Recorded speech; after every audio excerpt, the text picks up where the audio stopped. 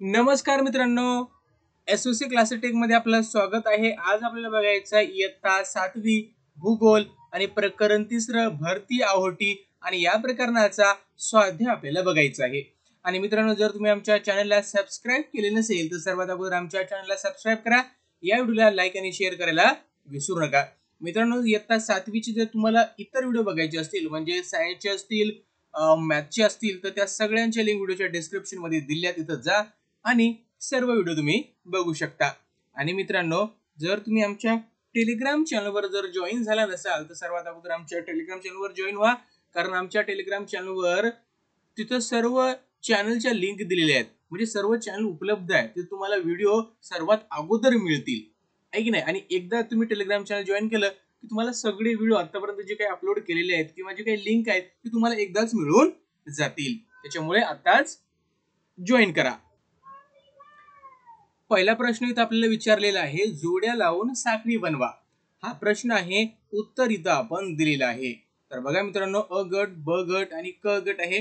तर लाटा आणि वारा भूकंप व ज्वालामुखीमुळे निर्माण होतात। त्यानंतर आहे केंद्रोत्सारी प्रेरणा, पृथ्वीचे परिवलन, वस्तू बाहेरच्या दिशेने फेकली जाते। गुरुत्वीय बल, चंद्र, सूर्य व पृथ्वीच्या मध्यच्या दिशेने कार्य करते। उधाणाची भरती म्हणजे अमावस्या, सर्वात मोठी भरती त्या दिवशी असते।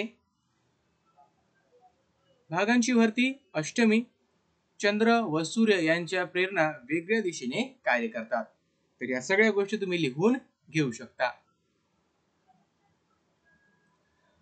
दुसरा प्रश्न आहे, भौगोलिक कारणे लिहा।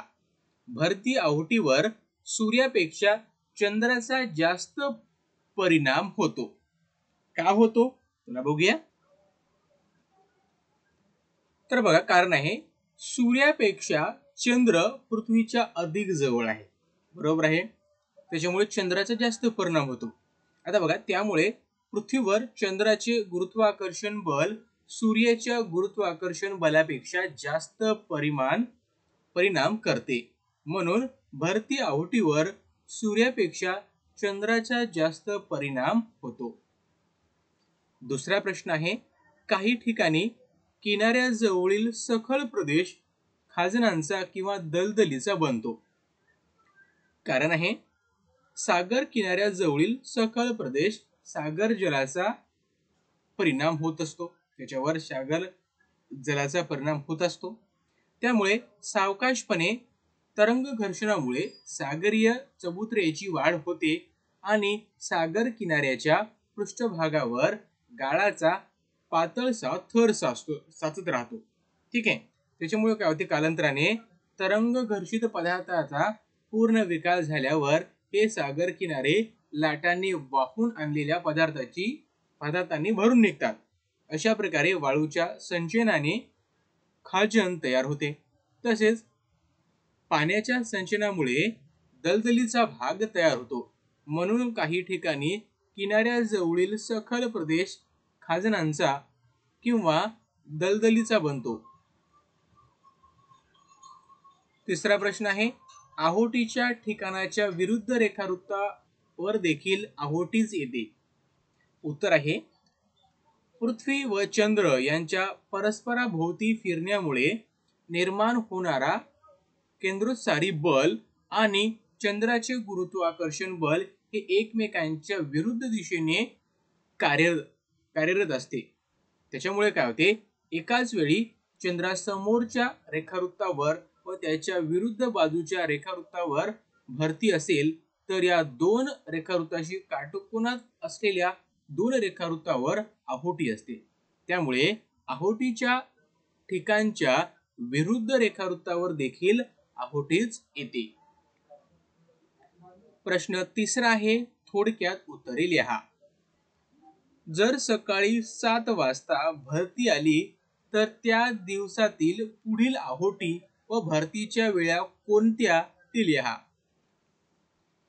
उत्तर आहे, जर सकाळी 7 वाजता भरती आली तर त्या दिवसातील पुढील आहोटीची वेळ ही दुपारी 1:12 व भरती रात्री 7:25 येईल. भरती ओहोटी ही सागर जलाची दररोज आणि नियमितपणे होणारी हालचाल आहे. सागरातील पाण्याच्या पातळीत ठराविक कालावधीने बदल होत असतो. दर 12 तास 25 मिनिटांनी भरती ओहोटीचे एक चक्र पूर्ण होते. म्हणजे 12 तास 25 मिनिटांनी भरती ओहोटीचे एक चक्र पूर्ण होते.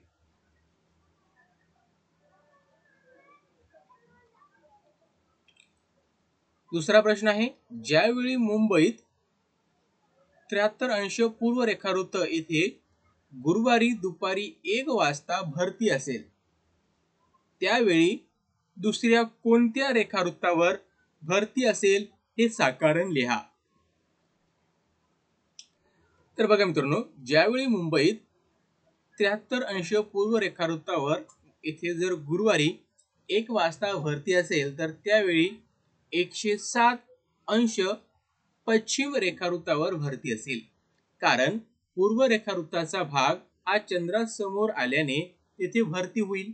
त्याच वेळी पूर्व रेखावृत्ताच्या विरुद्ध बाजूस 107 पश्चिम रेखावृत्तावर देखील भरती येईल. लाटा निर्मितीची कारणे स्पष्ट करा. लाटा निर्मितीची कारणे पुढील प्रमाणे आहेत. वेगवान वारा एकाच दिशेने वाहत असल्यास मोठ्या लाटांची निर्मिती होते, म्हणजेच लाटेच्या निर्मितीचे मुख्य कारण वारा आहे. तसेच सागर तळाशी झालेला भूकंप, ज्वालामुखीचा उद्रेक यामुळे सुद्धा लाटांची निर्मिती होते. चौथा प्रश्न आहे, पुढील बाबींचा भरती ओहोटीशी कसा संबंध असेल ते लिहा. पोहणे. समुद्रात पोहायचे असल्यास स्थानिक लोकांचा सल्ला ऐकणे महत्त्वाचे आहे, कारण पोहण्यावर भरती ओहोटीचा परिणाम होतो. ओहोटी असेल तर शक्यतो पाण्यात जाऊ नये, कारण ओहोटी आत खेचून घेते व भरती बाहेर फेकते. काही किनारा एकदम खोल जातात. काही किनाऱ्यावर ओहोटीचे पाणी ओसरण्याचा आणि भरतीचे पाणी भरण्याचा वेग जास्त असतो. काही ठिकाणी मध्येच खडक असतात, जे खूप धोकादायक ठरू शकतात. भरती ओहोटीच्या वेळेचा अंदाज नीट न आल्यास समुद्रात पोहण्यास गेलेल्या व्यक्तीचा अपघात होण्याची शक्यता असते. जहाज चालविणे. भरतीच्या पाण्याबरोबर मोठी जहाजे बंदरापर्यंत जाऊ शकतात, तसेच ती परत सागरात जाऊ शकतात. सागरी प्रवाह जहाज चालविण्याच्या दृष्टीने महत्त्वाचा आहे. शक्यतो सागरी प्रवाहाला अनुसरूनच जहाज चालविला जातो, कारण भरती ओहोटीच्या वेळी समुद्राच्या लाटा वेगाने समोर येतात व परत जातात. त्यामुळे लाटांचा वेग वाढून जहाज ढकलले जाते व वेळेची बचत होते. तसेच इंधनाचीही बचत होऊन खर्च कमी होतो. मासेमारी. भरतीच्या पाण्याबरोबर मासे खाडीत येतात, त्यांचा फायदा मासेमारांसाठी होतो. भरतीच्या वेळी मासे पकडण्यासाठी फार दूर जावे लागत नाही, त्यामुळे मच्छीमारांचे श्रम व वेळ वाचतात. मीठ निर्मिती. मिठागरे हे समुद्राच्या किनाऱ्यावर मीठ तयार करण्यासाठी केलेले वाफे असतात. भरतीच्या वेळी समुद्राचे पाणी वाफ्यात येते. सूर्याच्या उष्णतेने पाण्याची वाफ होते व मीठ खाली राहते.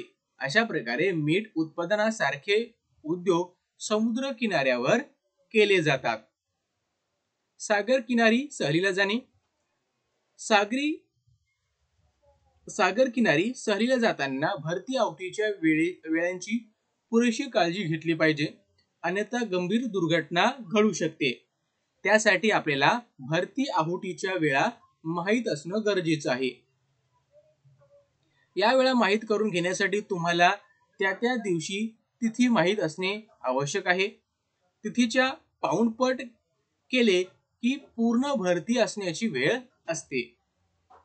भरती ओहोटी बरोबरच एखाद्या ठिकाणची सागरी किनाऱ्याची रचना, उतार, खडकाळ भाग, किनाऱ्याजवळील प्रवाह यांचा विचार करून स्थानिकांनी स्थानिकांशी चर्चा करून मगच समुद्र किनारी सहलीला जावे. पाचवा प्रश्न आहे भागांची भरती आहोटी या आकृतीचे निरीक्षण करा. खालील प्रश्नांची उत्तरे लिहा. आकृती तुम्हाला इथं दिसते. आकृती कोणत्या तिथीची आहे? उत्तर आहे आकृती प्रत्येक महिन्याच्या शुक्ल व कृष्ण पक्षातील अष्टमी या तिथीची आहे. चंद्र, पृथ्वी व सूर्य यांच्या सापेक्ष स्थिती कशी आहे? चंद्र, सूर्य व पृथ्वी यांची सापेक्ष स्थिती काटकोनात आहे. या स्थितीचा भरती आहोटीवर नेमका काय परिणाम होईल? चंद्र आणि सूर्य यांच्या प्रेरणा पृथ्वीवर काटकोन दिशेत कार्य करतात. सूर्यामुळे ज्या ठिकाणी भरती निर्माण होते तेथील पाण्यावर काटकोनात असलेल्या चंद्राच्या गुरुत्वाकर्षण बलाचा परिणाम दिसून येतो. त्यामुळे निर्माण झालेल्या भरतीच्या पाण्याची पातळी नेहमीपेक्षा कमी वाढते व नेहमीच्या ओहोटीपेक्षा कमी उतरते. त्यामुळे भागांची भरती सरासरीपेक्षा लहान असेल तर ओहोटी सरासरी ओहोटीपेक्षा मोठी असेल. प्रश्न 6वा फरक स्पष्ट करा. पहिला फरक आहे भरती व ओहोटी. भरती आणि ओहोटी. सागरांच्या पाण्याच्या पातळीत वाढ होते त्यास भरती म्हणतात. सागरांच्या पाण्याच्या पातळीत घट होते त्यास ओहोटी म्हणतात. एकाच वेळी चंद्रासमोरच्या रेखावृत्तावर व त्यांच्या विरुद्ध बाजूच्या रेखावृत्तावर भरती असते. एकाच वेळी दोन रेखावृत्तांशी काटकोनात असलेल्या दोन रेखावृत्तावर ओहोटी असते. भरतीच्या वेळी पाणी समोर ढकलले जाते. ओहोटीच्या वेळी पाणी मागे खेचले जाते. नंतरचा फरक आहे लाटा व त्सुनामी लाटा. लाटाच्या निर्मितीचे मुख्य कारण वारा आहे. सागर तळाशी होणारे भूकंप ज्वालामुखीमुळे त्सुनामी लाटांची निर्मिती होते. लाटामुळे समुद्रात घुसलेल्या भूभागांची झीज होते तर उपसागर सारख्या सुरक्षित भागात वाळूचे संचयन होऊन पूर्ण निर्माण होते. त्सुनामी लाटा विध्वंसक असल्यामुळे मोठ्या प्रमाणावर जीवित व वित्तहानी निर्माण करतात. लाटा फारशा विनाशकारी नसतात. त्सुनामी लाटा विनाशकारी असतात. 7वा प्रश्न आहे भरती आहोटीचे चांगले व वाईट परिणाम कोणते ते लिहा. भरती आहोटीचे चांगले परिणाम. भरतीच्या पाण्याबरोबर मासे खाडीत येतात. त्यांचा फायदा मासेमारीसाठी होतो. भरती आहोटीमुळे पाण्यातील कचऱ्यांचा निचरा होतो व समुद्र किनारा स्वच्छ होतो. बंदरे गाळाने भरत नाहीत. भरतीच्या वेळेस जहाजे बंदरास आणता येतात. भरतीचे पाणी मिठागरात साठवून त्यांच्या पाण्यापासून मीठ तयार केले जाते. भरती ओहोटीच्या क्रियेमुळे वीज निर्मिती सुद्धा आपल्याला करता येते. भरती ओहोटीमुळे तीव्रांची वने, किनारी भागातील जैवविविधता इत्यादींचा विकास होतो व जतन होते. भरती ओहोटीचे वाईट परिणाम. भरती ओहोटीच्या वेळेस अंदाज नीट आल्यास समुद्रात पोहण्यास गेलेल्या व्यक्तींचा अपघात होऊ शकतो. तर मित्रांनो अशा प्रकारे हा स्वाध्याय होता. हा आपण बघितलेला आहे.